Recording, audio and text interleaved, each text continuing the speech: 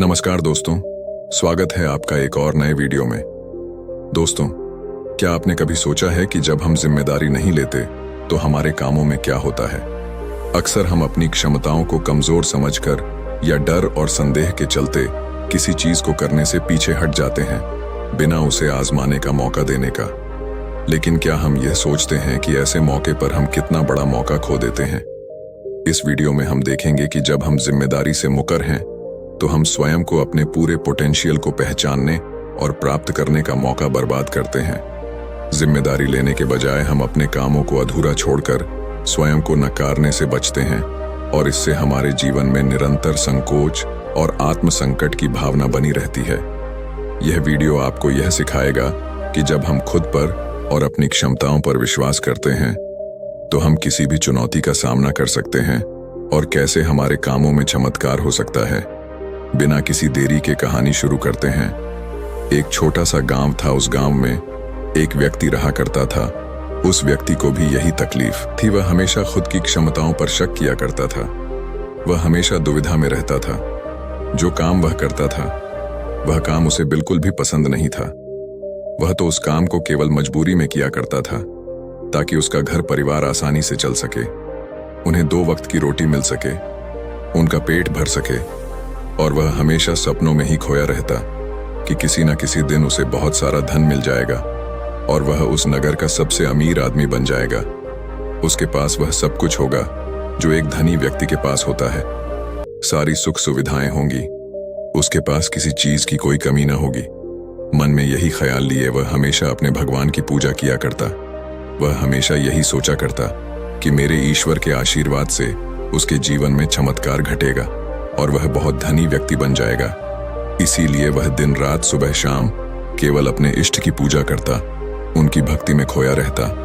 और जब भी कोई उसे किसी कार्य के लिए कहता तो वह यही कहता, जो होगा वही करेंगे। मैं भला कौन हूं? करने वाले तो सब वही हैं। लेकिन वास्तविकता में उसके मन के भीतर एक दुविधा थी। कुछ भी करने के लिए वह हमेशा दुविधा में फंसा रहता था। वह कभी किसी निर्णय पर पहुंच ही नहीं पाता था और जब भी वह किसी कार्य को पूर्ण नहीं कर पाता था तब भी उसके पास तरह तरह के बहाने हुआ करते थे। जैसे मैंने तो बहुत कोशिश की किंतु यह कार्य पूर्ण हो ही नहीं सकता। यह कार्य करना तो असंभव है। यह कार्य बहुत कठिन है।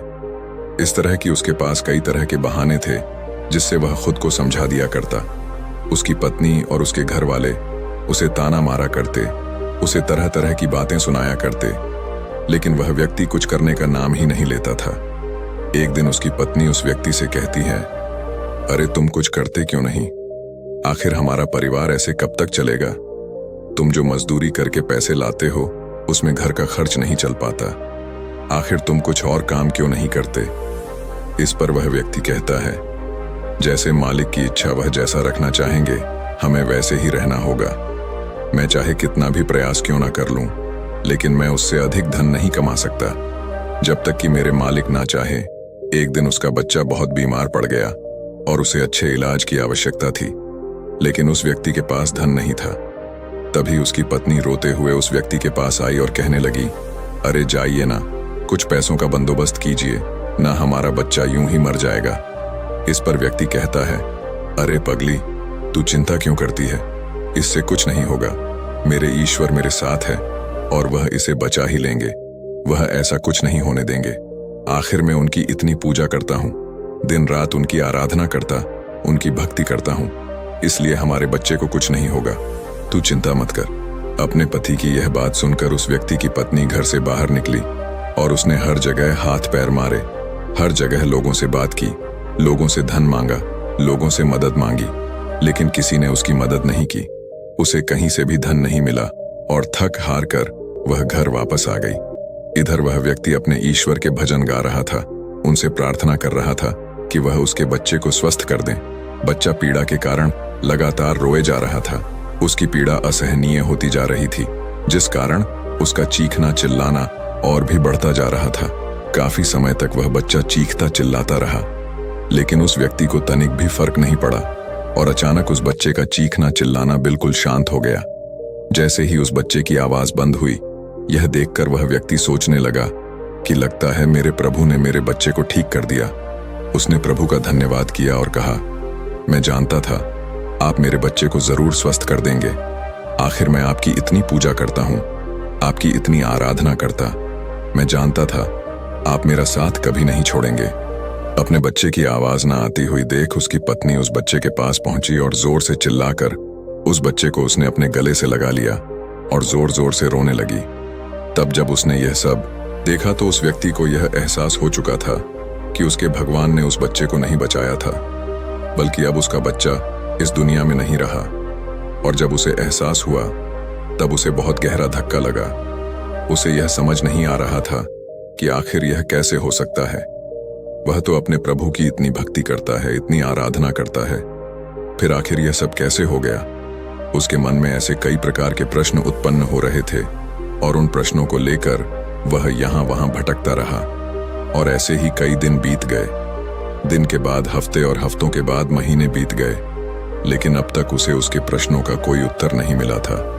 जब भी किसी से इसके बारे में बात करता तो हर कोई उसे केवल एक ही जवाब देता कि लगता है तुम्हारी भक्ति में कोई कमी रह गई थी, शायद इसी कारण ईश्वर ने तुम्हारी नहीं सुनी। लेकिन उसे किसी की बात पर कोई यकीन नहीं था। उसे उस जवाब से कोई संतुष्टि नहीं मिल रही थी। वह अपने बच्चे को खोने के कारण बहुत तकलीफ में था। मन ही मन वह पूरी तरह से टूट चुका था। एक दिन वह किसी मार्ग से होता हुआ कहीं जा रहा था, लेकिन तेज धूप के कारण वह एक पेड़ की छांव में बैठ गया और वहां पर बैठकर अपने बच्चे को याद करके जोर जोर से रोने लगा। उसी मार्ग से एक साधु होकर गुजर रहे थे। उन्होंने जब उस व्यक्ति के रोने की आवाज सुनी तो वह उसके पास पहुंचे और उस व्यक्ति से कहते हैं, क्या बात हो गई? आखिर तुम इतने जोर जोर से इस तरह रो रहे हो? क्या कोई संकट आ पड़ा है? आखिर क्या बात है, मुझे बताओ। इस पर उस व्यक्ति ने अपनी सारी बातें उन साधु को बता दी और साधु से कहता है, हे गुरुवर, आखिर इसने मेरी क्या गलती है? आखिर मैंने क्या किया? मेरी पत्नी मुझे मेरे बच्चे की मौत का जिम्मेदार ठहरा है। आप ही बताइए, भला मैं अपने बच्चे को क्यों मारना चाहूंगा? मैं तो बस ईश्वर से उसकी सलामती के लिए दुआ मांग रहा था, तो क्या मैंने गलत किया है? तभी उन गुरुवर ने उस व्यक्ति से कहा, यदि तुम्हारे बच्चे को इलाज मिल जाता तो क्या वह ठीक हो जाता? इस पर वह व्यक्ति कहता है, हाँ, अवश्य ठीक हो जाता। तभी वह साधु उस व्यक्ति से कहते हैं, तो आखिर तुमने इलाज क्यों नहीं करवाया? इस पर व्यक्ति कहता है, गुरुवर, मेरे पास इतना धन नहीं था कि मैं उसका इलाज करवा सकूं। तभी गुरुवार उस व्यक्ति से कहते हैं, तुम्हारे पास धन क्यों नहीं था? तभी वह व्यक्ति इसका जवाब देते हुए कहता है, गुरुवर, जहां मैं काम करता हूं वहां पर मुझे बहुत ही कम तनख्वाह मिलती है और इससे मेरा घर बड़ी मुश्किल से चल पाता है। ऐसे में मैं भला अधिक धन कहां से जोड़ सकता हूं? तभी वह व्यक्ति से कहते हैं, यदि तुम्हारी बच्चे की मृत्यु धन न होने के कारण हुई है तो तुम ईश्वर को क्यों दोष दे रहे हो? उसने तो नहीं कहा था कि तुम अधिक धन मत कमाओ। उसने तो तुमसे नहीं कहा था कि तुम वहीं पर काम करते रहो जहां पर तुम्हें कम तनख्वाह मिलती है। ईश्वर ने तो तुमसे नहीं कहा था कि तुम मेरे भरोसे बैठो। ये सुन। उसने उन साधु से कहा, गुरुवर, तो क्या हमें ईश्वर की मदद नहीं मांगनी चाहिए? क्या हमें उनकी पूजा आराधना नहीं करनी चाहिए? तभी वह व्यक्ति से कहते हैं, तुम्हारा ईश्वर कोई और नहीं बल्कि तुम्हारे भीतर है। वह तुम्हारी आंखों से देखते हैं, तुम्हारे ही हाथों से कार्य करते हैं, तुम्हारे ही पैरों से चलते हैं, और जब तुम्हें कुछ करने के लिए तैयार ना हो तो वह तुम्हारी मदद कैसे कर सकते हैं? तुमने ही अपने ईश्वर को हाथ पर हाथ धरे रखने के लिए मजबूर कर दिया है। तभी वह व्यक्ति उनसे कहता है, ठीक है, आपकी बातें बड़ी कड़वी लग रही हैं, लेकिन जो कुछ भी आप कह रहे हैं वह सब सत्य है। कहीं ना कहीं मैं अंदर से जानता था कि मैं ही अपने बच्चे की मौत का जिम्मेदार हूं। यदि मैंने थोड़ा और धन जुटा लिया होता, यदि मैंने थोड़ी सी मेहनत की होती, लोगों से मदद मांगी होती, तो अवश्य ही आज मेरा बच्चा जिंदा होता, मेरे साथ होता। इतना कहकर व्यक्ति जोर जोर से रोने लगा। कुछ देर रोने के बाद फिर से शांत होकर गुरु से कहता है गुरुवर, जब भी मैं कोई कार्य करने जाता हूं तो मेरे पास इतने साधन नहीं होते थे, ना ही धन होता था, ना ही किसी का सहयोग मिलता था। और जब भी मैं कोई कार्य करने जाता तो मेरे मन में एक शंका होती, एक संकोच होता कि क्या मैं इस कार्य को कर सकूंगा या नहीं। तभी वह साधु उस व्यक्ति को एक पेड़ की तरफ इशारा करके कहते हैं, क्या तुम पेड़ पर चढ़ना जानते हो? व्यक्ति कहता है, नहीं गुरुवर, मैं आज तक कभी भी पेड़ पर नहीं चढ़ा और ना ही मैं पेड़ पर चढ़ना जानता हूं, किंतु आप मुझसे यह क्यों पूछ रहे हैं? इस पर वह साधु कहते हैं, अभी बताता हूं। उन्होंने पास में बैठे हुए एक कुत्ते को एक पत्थर मारकर क्रोध दिलाया और वह तुरंत ही पास वाले पेड़ पर चढ़कर बैठ गए। और अब उस कुत्ते के सामने वह व्यक्ति था। उस कुत्ते ने क्रोधित होकर उस व्यक्ति को दौड़ाया। उस व्यक्ति को कुछ समझ नहीं आ रहा था, वह बस तेजी से भागता जा रहा था। तभी उसे अचानक एक पेड़ नजर आया। वह व्यक्ति उस पर जाकर तुरंत चढ़ बैठा। कुछ देर बाद जब कुत्ता वहां से शांत होकर चला गया, तब साधु उस व्यक्ति के पास आए और उस व्यक्ति से कहते हैं, क्या हुआ? तुम तो कह रहे थे कि तुम्हें पेड़ पर चढ़ना नहीं आता, फिर तुम इस पेड़ पर कैसे चढ़ गए? इस पर व्यक्ति कहता है, गुरुवर न जाने क्यों, लेकिन अचानक ही मैं इस पेड़ पर चढ़ बैठा। मैं नहीं जानता यह मैंने कैसे किया, लेकिन मुझे अपनी जान बचाने के लिए यह करना ही पड़ा। इस पर वह साधु तो मुस्कुराने लगे और उस व्यक्ति से कहते हैं, मजबूरी व्यक्ति से सारे काम करा लेती है, फिर चाहे वह उसे कार्य पसंद हो या ना हो। जब तुम्हारी जान पर बन आई तो तुम इस पेड़ पर चढ़ बैठे। आखिर उस वक्त तुमने अपने ईश्वर को क्यों नहीं याद किया? तुम्हें उन्हें अपनी मदद के लिए क्यों नहीं बुलाया? तुम चाहते तो वहीं पर बैठकर अपने ईश्वर को याद कर सकते थे, उन्हें अपनी रक्षा के लिए बुला सकते थे, लेकिन तुमने ऐसा नहीं किया। तुम अपनी जान बचाने के लिए उस पेड़ पर बड़ी सरलता से चढ़ गए, क्योंकि बात तुम्हारी जान की थी। लेकिन जब तुम्हारे बच्चे की जान दांव पर लगी थी, तब तुम ईश्वर से आराधना कर रहे थे, उनसे प्रार्थना कर रहे थे कि वह तुम्हारे बच्चे की जान बचा ले। तुम अपनी जिम्मेदारी से भाग रहे थे, पर अगर तुम उस जिम्मेदारी को निभाते तो आज हालत कुछ और होते।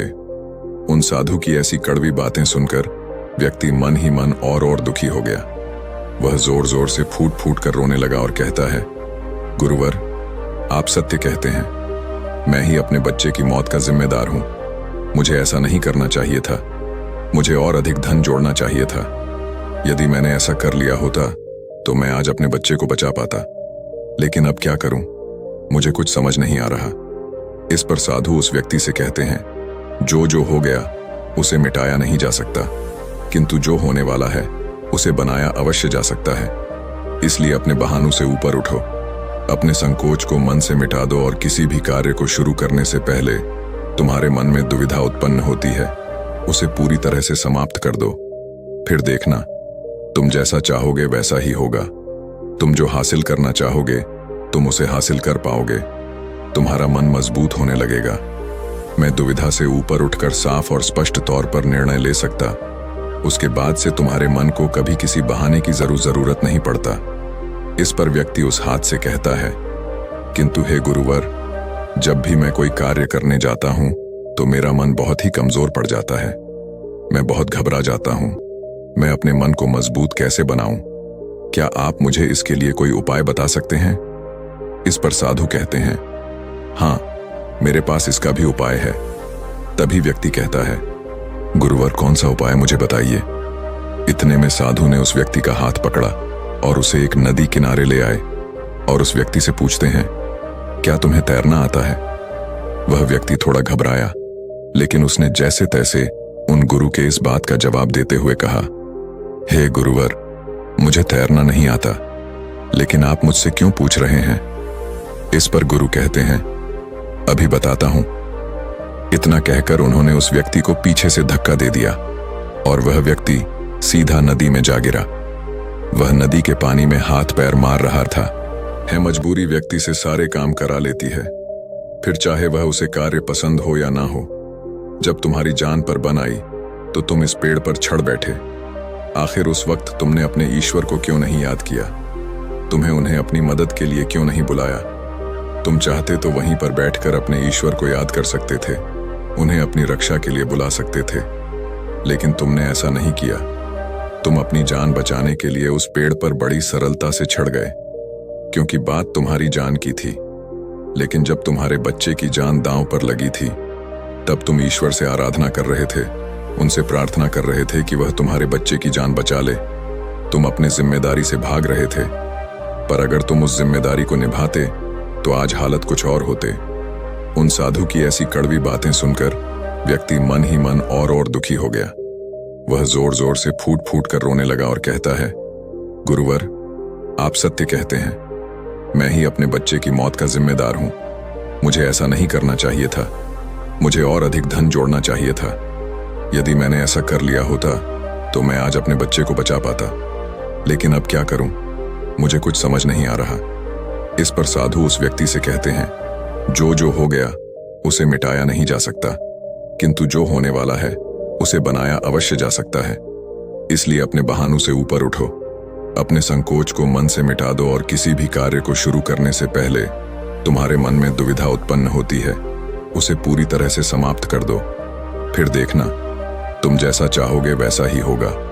तुम जो हासिल करना चाहोगे तुम उसे हासिल कर पाओगे। तुम्हारा मन मजबूत होने लगेगा। मैं दुविधा से ऊपर उठकर साफ और स्पष्ट तौर पर निर्णय ले सकता। उसके बाद से तुम्हारे मन को कभी किसी बहाने की जरूरत नहीं पड़ता। किंतु हे गुरुवर, जब भी मैं कोई कार्य करने जाता हूं तो मेरा मन बहुत ही कमजोर पड़ जाता है। मैं बहुत घबरा जाता हूं। मैं अपने मन को मजबूत कैसे बनाऊं? क्या आप मुझे इसके लिए कोई उपाय बता सकते हैं? इस पर साधु कहते हैं, हाँ, मेरे पास इसका भी उपाय है। तभी व्यक्ति कहता है, गुरुवर, कौन सा उपाय मुझे बताइए। इतने में साधु ने उस व्यक्ति का हाथ पकड़ा और उसे एक नदी किनारे ले आए और उस व्यक्ति से पूछते हैं, क्या तुम्हें तैरना आता है? वह व्यक्ति थोड़ा घबराया, लेकिन उसने जैसे तैसे उन गुरु के इस बात का जवाब देते हुए कहा, हे गुरुवर, मुझे तैरना नहीं आता, लेकिन आप मुझसे क्यों पूछ रहे हैं? इस पर गुरु कहते हैं, अभी बताता हूं। इतना कहकर उन्होंने उस व्यक्ति को पीछे से धक्का दे दिया और वह व्यक्ति सीधा नदी में जा गिरा। वह नदी के पानी में हाथ पैर मार रहा था। वह बचने का हर मुमकिन प्रयास कर रहा था। जब उन साधु ने देखा कि वह व्यक्ति डूबने लगा है तो उन्होंने जाकर उसे उस पानी से बाहर निकाला। वह व्यक्ति जैसे ही बाहर आया तो वह हाँफ लगा। वह घबराया हुआ था, बहुत डरा हुआ था। जैसे तैसे उसने हिम्मत की और वह खड़ा हो गया। अब की बार वह साधु को देखकर बहुत घबरा चुका था, बहुत डर चुका था। वह उन्हें देखते ही भागने का प्रयास करने लगा, लेकिन एक बार फिर उन साधु ने उसे जबरदस्ती पकड़कर नदी में धक्का दे दिया।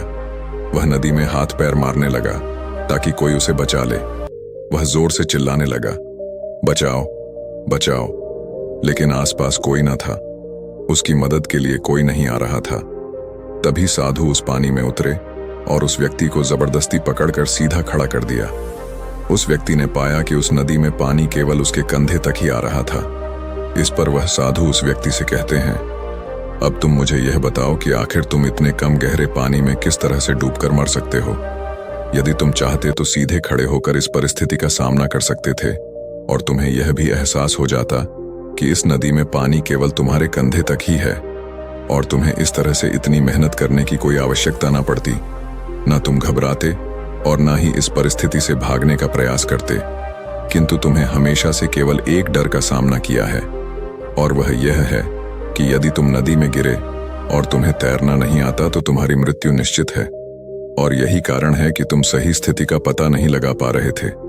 तुम यह तक पता नहीं लगा पाए कि आखिर इस नदी में पानी कितना गहरा है। एक बार फिर साधु उस व्यक्ति को नदी से बाहर लाए और थोड़ी देर इंतजार करने के बाद उन्होंने एक बार फिर उस व्यक्ति को उस नदी में धक्का दे दिया।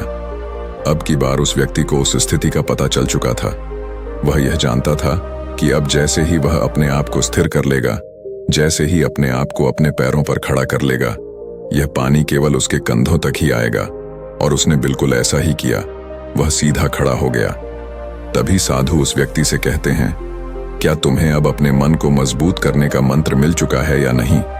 इस पर वह व्यक्ति कहता है, हाँ, मैं समझ चुका हूं कि अपने मन को मजबूत किस तरह से किया जाए। आगे गुरुदेव उस व्यक्ति से कहते हैं, अब तुम समझे, इस दुनिया में कुछ भी करना इतनी बड़ी समस्या नहीं है। समस्या तो यह है कि हम कुछ करना ही नहीं चाहते। जब भी हमें डर लगे या कोई समस्या खड़ी हो तो हमें उसमें उतर कर देखना चाहिए, उसका आकलन करना चाहिए, उसे समझना चाहिए, जब तक कि वह समस्या संभावना ना बन जाए और तुम्हारे भीतर से उस परिस्थिति का सामना करने का डर निकल ना जाए। ऐसे ही हमारा मन मजबूत होता है। आज तुम्हारे पानी का डर, समाप्त हुआ है।